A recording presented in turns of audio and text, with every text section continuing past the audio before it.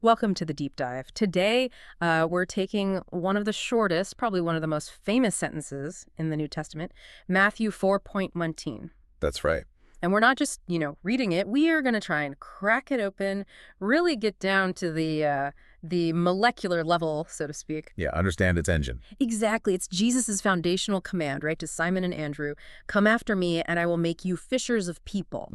So our mission today is to really unpack the full voltage, the full force of this instruction, and we'll do that by looking closely at the grammar, the syntax of the original Koine Greek words. Absolutely. We want to know, what exactly was the king doing? What force was he exerting when he first said this? Because, well, almost all of that specific energy, it just gets lost in a simple English translation. That's absolutely right, yeah. We're deep diving into what some call the grammar of discipleship.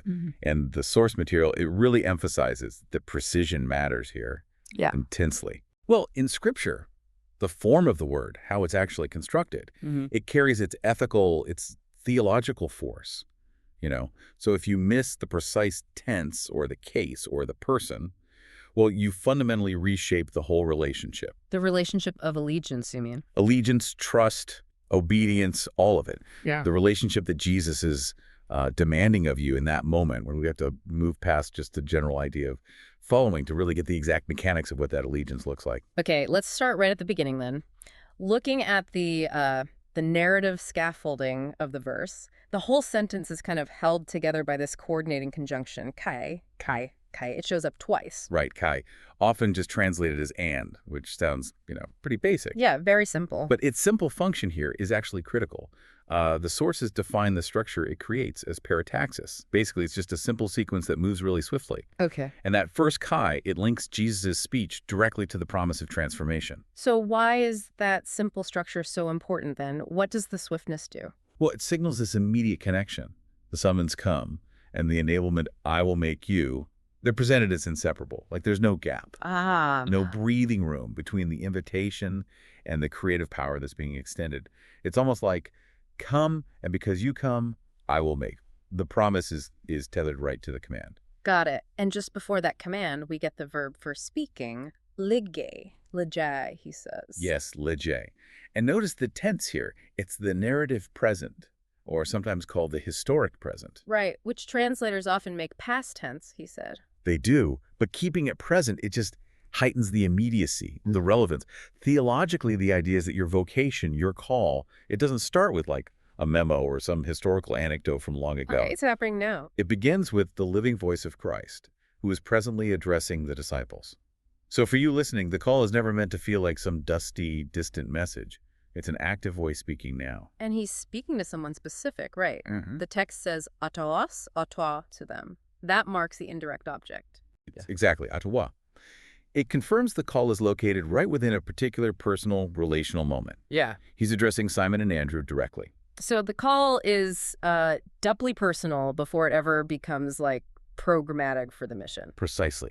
And then we hit the main instruction, the command itself, dute. Okay, dude. And our sources, they're really strong on this point. Grammatically, this isn't just a verb. It's actually an adverb that's functioning as a fierce, immediate, imperative summons. Okay, wait. If it's an imperative, a summons, does that mean it's not really an offer? Because, in English, come after me can sound pretty gentle, like an invitation, maybe a suggestion. That's exactly where so much of the nuance gets lost in translation. Yeah.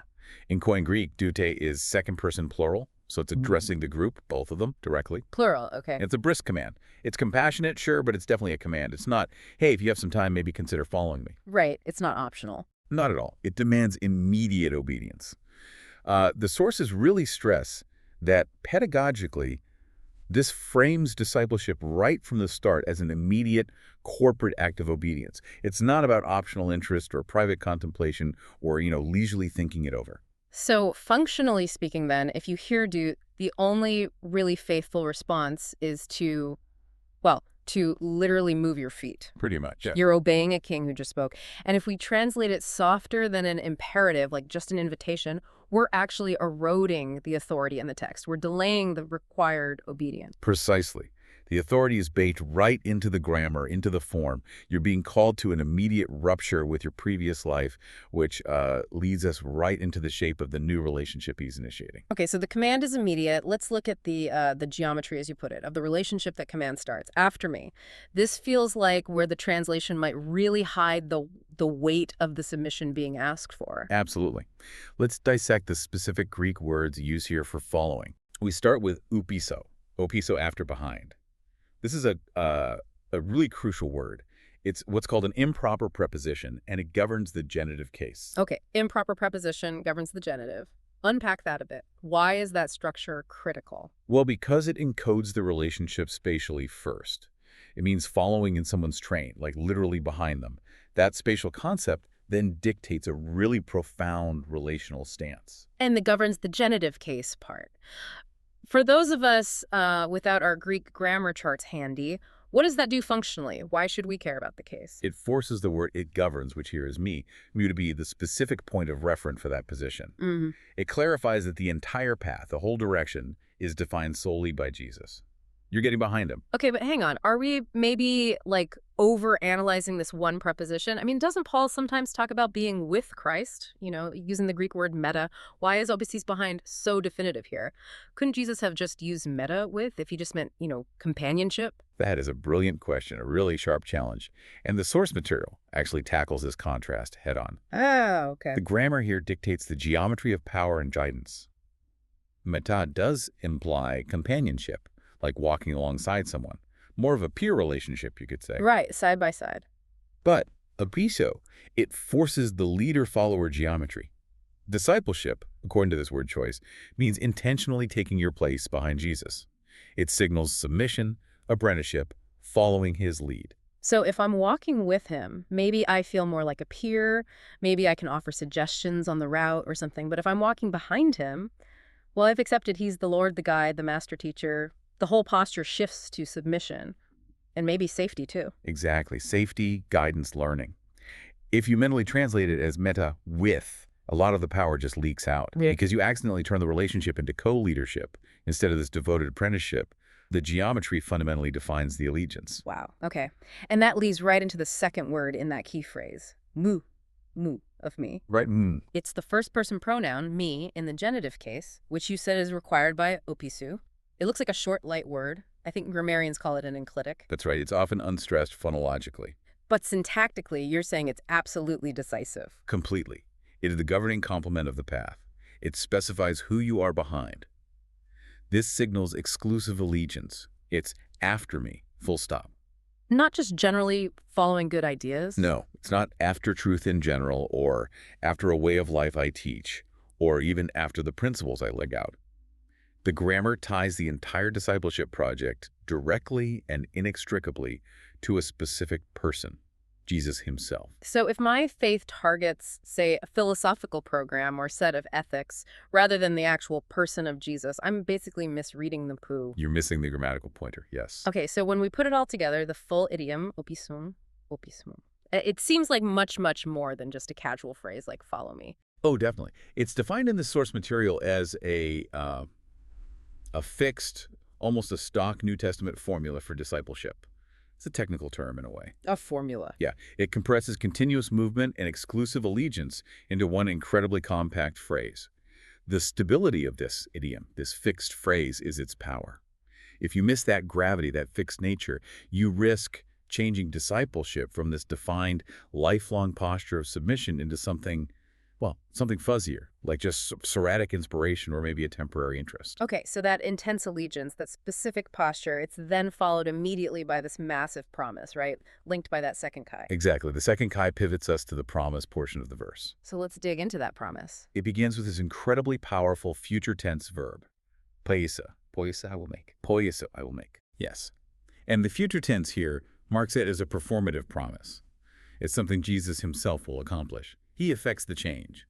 So the transformation isn't on the disciples' shoulders, it's Christ's creative act. It almost echoes Genesis, let there be. Right, the making. The one who commands you to follow is also the one who personally fashions you into something new.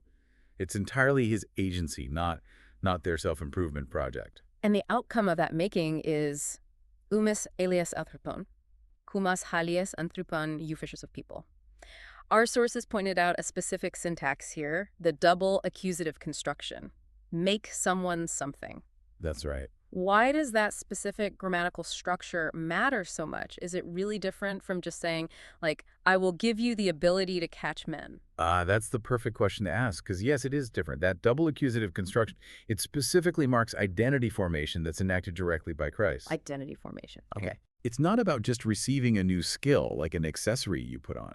It's presented as a fundamental overhaul of their nature, of who they are.